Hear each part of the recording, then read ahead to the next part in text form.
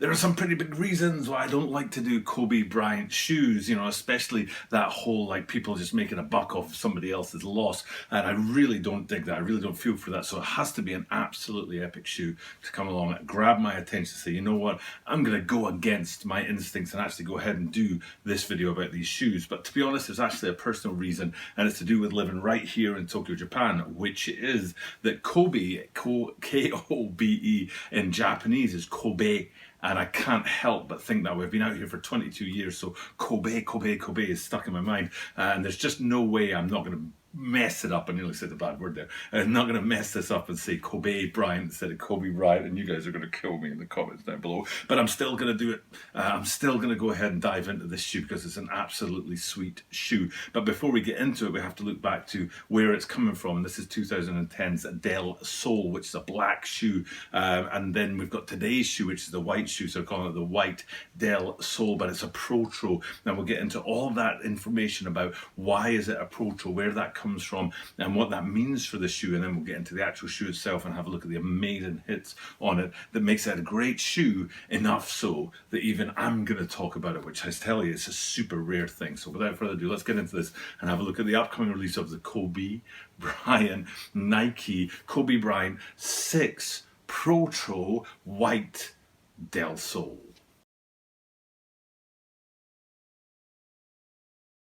This is the Tokyo Butter 23 Sneaker Channel. Tokyo Butter 23 Sneaker Channelです。毎日アップするので毎日見てください. And every single day from Tokyo, Japan, I bring you content about upcoming sneaker releases, sneaker news, and sneaker reviews. And in the spotlight today is the 2021 Nike Kobe 6 Protro white, I nearly said black, Del Sol. And like I said, we've already had a look at the 2010, the OG, which was when the first Kobe Bryant 6s were coming out in that 2010-11 season. So that's a big deal, is the whole line. And I did not know much about this. If you're a regular at the channel, if you watch often, you know that I research every shoe and look into it before I stand up and blab about it for like 10 odd minutes. And I researched this one, and the first question I had for myself, which I didn't know, maybe you guys knew this already, was what's the deal with Protro versus not Protro? So I dug into that and found out that basically what happened is that when Kobe Bryant retired and they were starting to talk about retro in his line, he said he didn't want to do that. He wanted to do something a bit more. He wanted to keep pushing forward rather than just looking back at previous iterations of his shoes. So he said, right, we'll retro the line, but we'll retro it with some latest technology, with some updates, so that the technology in the shoe is up to sort of current standards, but the colorways can look very much like the original colorways from the original line. So when it says Protro, it's a word that Kobe invented himself, very much so. A very interesting thing was the pro and tro are two different things. The pro comes from professional level quality. This is a shoe that a professional can play basketball in with the highest quality materials and the highest quality, most current technology, pro. And then you've got the tro is the retro part of it. We're retroing old shoes, old colorways and old silhouettes. So rather than just do, for example, like Jordan's done, he's up to his 35th iteration now, and he keeps on churning out new sneakers year on year. Rather than churn out new sneakers in that way, what Kobe Bryant decided to do was to retro old ones,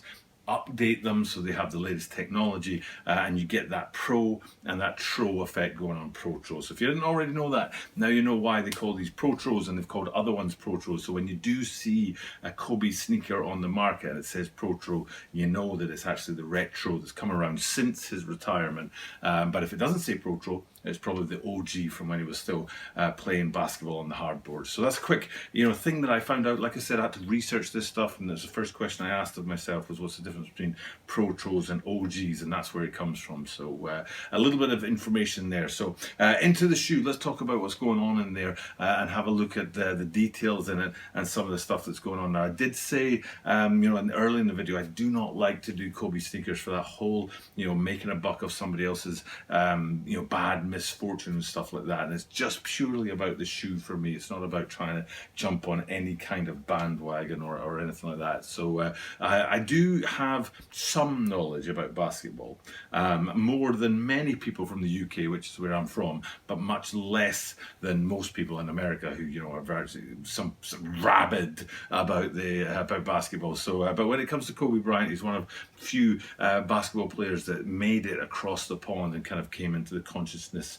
of people in the UK. People like Kobe Bryant, of course, Michael Jordan, and Shaquille O'Neal. You know, those kind of the people that were bigger than just the sport, if you like, and made it across. And Kobe Bryant was one of them. So, so that's my kind of history. That's where I'm coming at the shoe from, my sort of knowledge base, and then the research I did to find out more and more about the shoe. Now, the first thing I want to do is I want to kind of have a look on the insoles. It's an odd place to start, but we'll have a look at the insoles here, and you get an idea of what's going on in there, because there's some interesting detail in there. Two particular things that really caught my eye. One is that they've got two different major details in the branding on the insoles from the left and the right shoes, but the other is the smaller detail in the writing there has a really neat thing going on the right shoe. Now, I've got to work this out. I'm rubbish at this kind of spatial dimension stuff. If it's the right shoe, as you look at it, I think it's over my left shoulder, but whichever it is, it's the shoe that says it like sort of molds to your foot. There's something about it on the insole that says molds to your foot, and that's part of the technology that goes into the Kobe 6s, is that especially around the ankle, the lining, and that kind of area that's supposed to give you stability, and especially playing basketball with a lot of lateral movement, a lot of rotation, a lot of stress on your ankles, you need a lot more support down there. And the idea was that the materials it's made from, the foams it's made from, will mold to the individual player's foot over time, and then you get the specific support that you as a player need on the shoe. So it's a great place to start, looking down on the insole, get an idea of that difference between the left and the right shoes, but also that little bit of a hint towards the technology. Now, speaking of the technology, we might as well go to the outsole. Again, an odd place to go next. Haven't even looked at the upper yet. And this is a great looking outsole for one. The yellows and the whites on there really pop off. Yellow, white and black is a really neat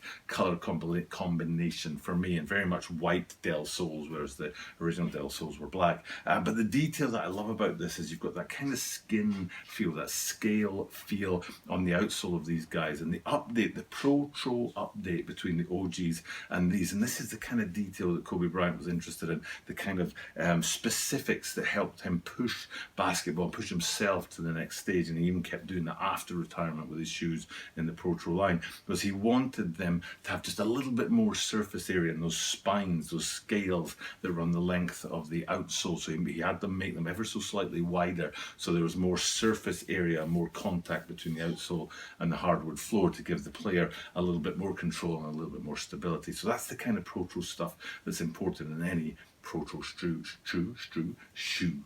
Now let's get up onto that upper, because that really is the major feature of these shoes, and to be honest, it's the reason why I'm doing this video, because I just absolutely love this upper. I think it was absolutely beautiful. It's very clean in white, and for some reason that clean white upper really helps to the snake skin effect to pop off the shoe, which I really didn't expect. So you've got that upper, the detailing on there, the snake skin feel to it, the 3D effect, all of it. You know, Kobe Bryant's nickname was the Black Mamba, so that whole snake feel is very, very important. And then if you go back a little way into the midfoot section, you see the black swoosh, which is sort of embedded in the upper, and there's a uniform about it. It just sort of cleanly sweeps the whole length of the shoe, and the only thing that distinguishes the swoosh from the rest of the upper is the color. There's no stitching, there's no change on the materials. There's nothing in there except for the colour, the black on white, to make you feel like there's something extra going on in this side of things. So it's a really clean look on the side of the shoe, and a really close-up look at that upper, which is a really fine detail. And then the last thing I want to get to is on the back, and go have a look at the heel section. The only word that I could come up with for these heel supports on the heel section there, the heel cup or the heel counter or whatever you want to call it, the only words I could come up with was elegant. There's something about the way it slopes, a slight curve, comes to a point up high. It's a really elegant take on the way to get some ankle and heel support on your shoes. I did not think about this before, but it's a very, very nice finish to the upper side of things. And very, like I say, the only word I could come up with was elegant. So back out, we'll have a look at the whole shoe and give you an idea of what you're looking at. Hopefully I've given you enough story about the Protro history, about where the shoe fits in, about the details on the shoe, and why Protro is a step forward technologically, and why these shoes are a great looking shoe. There's more on there as well.